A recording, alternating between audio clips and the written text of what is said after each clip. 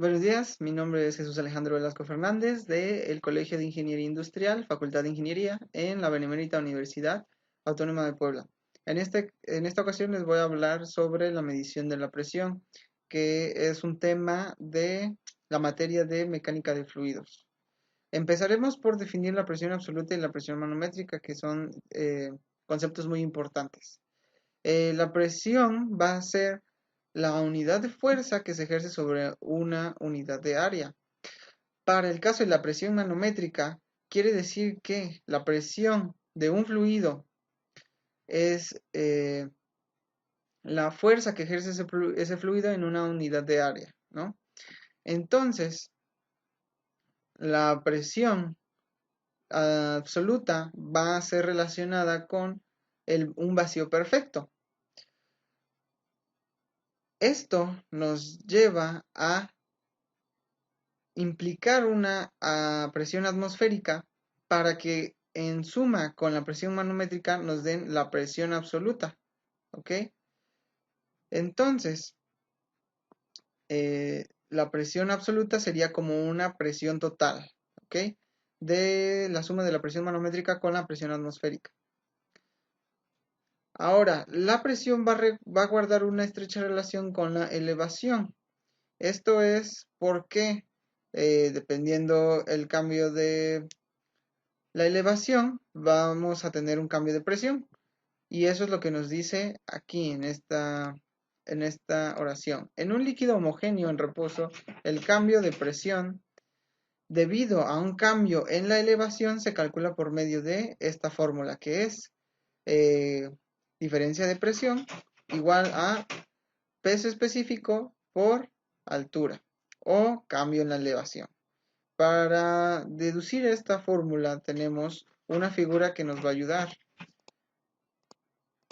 Aquí de este lado podemos observar que tenemos un líquido, porque aquí nos dice superficie de fluido. Bueno, tenemos un fluido aquí dentro, ¿no?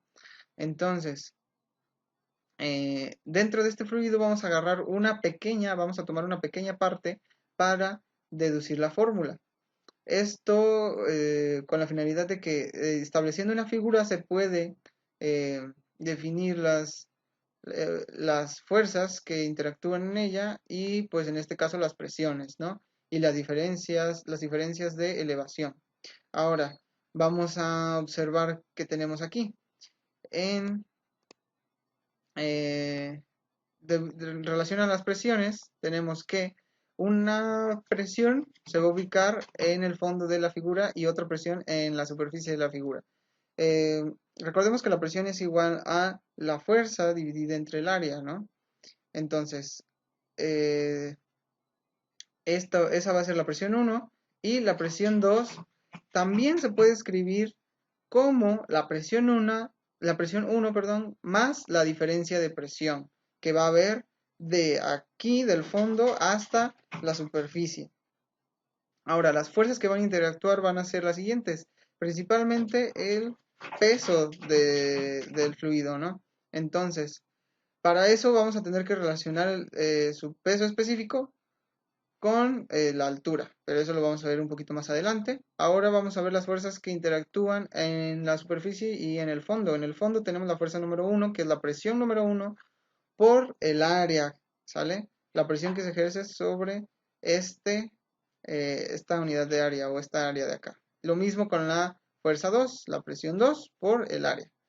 Y bueno, obviamente tenemos que la Z1 va a ser una elevación y Z2 va a ser otra elevación. De Z va a ser el cambio de la elevación. Ahora, vamos a pasar con las fórmulas. Ahora sí, tenemos un principio de equilibrio en donde nos dice que la suma de las fuerzas va a ser igual a cero. Como este pedazo de fluido va a estar en equilibrio, se puede aplicar. Entonces, vamos a tener que sumar las fuerzas 1, la fuerza 2 y el peso. ¿Por qué tienen signos negativos? En este caso, porque la fuerza 1 es hacia arriba y la fuerza 2 y el peso son hacia abajo. Por eso la fuerza 1 es positiva y las demás son negativas. Ahora, sustituyendo F1 por su igualdad que tenemos aquí en la figura, tenemos que F1 va a ser igual a presión 1 por área y F2 menos F2 que va a ser presión 1 más diferencia de presión por área menos el peso específico del fluido por la diferencia de altura por el área. Recordemos que esto, la altura por el área, va a ser un volumen y como el peso específico está dado en newton sobre metro cúbico, los metros cúbicos de esta multiplicación con los metros cúbicos del peso específico se van a eliminar, por lo tanto nos va a quedar fuerza, ¿sale? Newtons, fuerza. Esto va a ser igual a 0 y vemos que todos los términos tienen una área. Si los dividimos todos sobre la misma área, nos va a quedar presión 1 menos presión 1 más diferencia de presión menos la multiplicación del peso específico por la diferencia de altura. Ahora, la presión 1 se va a eliminar porque esta tiene positivo y esta tiene negativo. Va a quedar la diferencia de presión menos la multiplicación del peso específico por la diferencia de la altura de la elevación.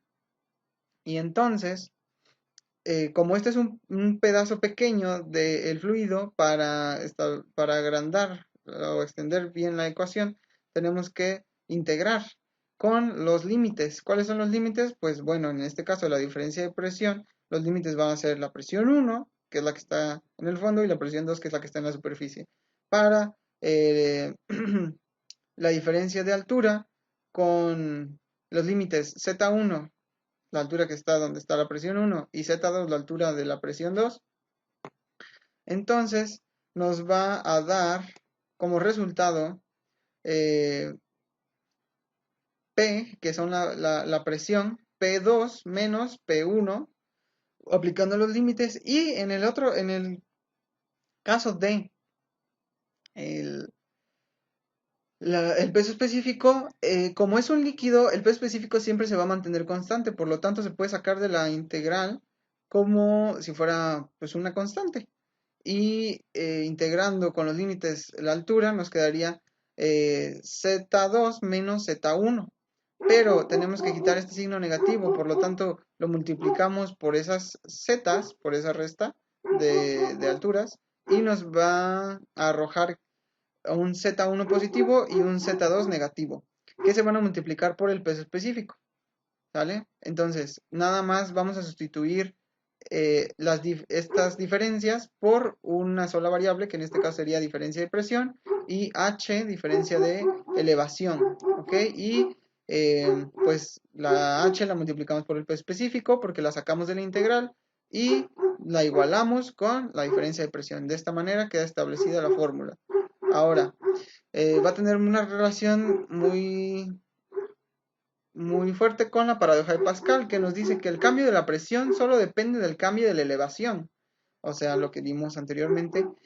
Cualquier contenedor que encierre un líquido tendría la misma presión en su fondo. Es decir, así contuviera cantidades diferentes de fluido, en el fondo ese líquido va a tener una misma presión que si agarráramos otro recipiente y le pusiéramos el mismo líquido. Por ejemplo, en la imagen podemos alcanzar a notar que todos los recipientes son diferentes, pero que como el peso específico del fluido siempre va a ser constante, pues van a tener la misma presión en el fondo, ¿vale? Ahora nos pasamos con el barómetro, que el barómetro va a ser, ya hablamos de la presión manométrica, ahora vamos a hablar un poco de la presión atmosférica. Un dispositivo es un barómetro es un dispositivo que mide la presión atmosférica a través de un tubo lleno de mercurio sumergido con el extremo abierto en un contenedor con más mercurio. Es decir, este tubo de aquí tiene mercurio, este recipiente tiene mercurio, el tubo lo llenamos de mercurio, lo tapamos con nuestro dedo, lo sumergimos en la parte abierta y lo destapamos. Esto va a hacer que la presión atmosférica ejerza su efecto en el resto del líquido del recipiente y entonces equilibre, bueno, mantenga un equilibrio con el mercurio, haciendo que, pues bueno, se vacíe hasta cierto punto, pero no del todo. Entonces se establece una medida como son los milímetros de mercurio. De esta manera podemos medir la presión atmosférica. Ahora, la presión también se va a poder establecer como altura de una columna de un líquido, como ya hemos visto, como si fuera como el mercurio, ¿no? Entonces, para presiones pequeñas se toman pulgadas de columna de agua y se va a establecer estos factores para conversión. Una pulgada de columna de agua va a ser igual a 0.0361 psi y transformado a pascales va a ser igual a 249.1 pascales. Para presiones elevadas se toman milímetros de mercurio, en donde, pues bueno, una pulgada de mercurio se va a hacer igual a 0.491 psi. Un milímetro de mercurio es igual a 0.1934 psi. Y un milímetro de mercurio también va a ser igual a 133.3 pascales. Ahora, ya vimos los conceptos, vamos a ver los aparatos que pueden medir la presión. En este caso tenemos transductores y medidores. El medidor de presión de tubo Bourdon va a ser este de aquí, esta figura que tenemos acá. Y su funcionamiento es el siguiente. El aumento de la presión se aplica al tubo interior, a un tubo interior aplanado, estirándolo. El movimiento se transmite por medio de la unión con un puntero que va a dar la lectura en la carátula. Ahora tenemos un transductor de presión, medidor de tensión, es esta figura que tenemos aquí, en donde dice, la presión se introduce por un puerto, por uno de estos dos puertos, y actúa sobre un diafragma adentro, al que se unen medidores de tensión que cambian de resistencia. Una corriente eléctrica cambia el voltaje y la medición, bueno, la relación que guarda va a arrojar pues una medición, ¿no? La medición de la tensión con la presión va a arrojar una medición. Ahora tenemos el transformador diferencial lineal variable. Es otro transductor que conforme el núcleo se mueve a lo largo de un eje de una bobina, ocurre un cambio de voltaje en relación con la posición, ¿sale? Del mismo núcleo. Entonces tenemos aquí esta imagen en donde vemos que hay una bobina, un núcleo, hay un movimiento y de este lado hay un diafragma, ¿sale? Que va a interactuar con la entrada de presión y entonces nos va a arrojar otra medida de presión. Ahora tenemos un transductor de presión piezoeléctrico. Es esta imagen que tenemos aquí arriba, en donde una carga eléctrica a través de un cristal varía con la tensión que se ejerza sobre él, ¿sale? Entonces, si se le ejerce una tensión a este cristal de aquí en medio, eh, va a variar una carga eléctrica. Y bueno, se ocasiona un cambio en el voltaje relacionado con el cambio de presión. Por último tenemos el transductor de presión de resonador de cuarzo, que es este pequeño aparato de la derecha. Un cristal de cuarzo resuena dependiendo de la tensión del cristal. Es decir, si se somete a una tensión va a resonar de diferente manera, ¿no? Va a aumentar la resonancia en este caso y si se comprime va a disminuir la resonancia. Los cambios de frecuencia se miden con los sistemas electrónicos, ¿vale? Por ahí vemos unos cables. Por último tenemos el sensor de presión de estado sólido. Se elaboran con silicio y gracias a la tecnología. Otro tipo de este sensor utiliza placas en donde la presión provoca una deflexión, es decir, una deformación, Y el cambio en la capacitancia se detecta con un circuito oscilador, ¿vale? Es muy avanzado. Les recuerdo que mi nombre es Jesús Alejandro Velasco Fernández de la Facultad de Ingeniería. Gracias por su atención.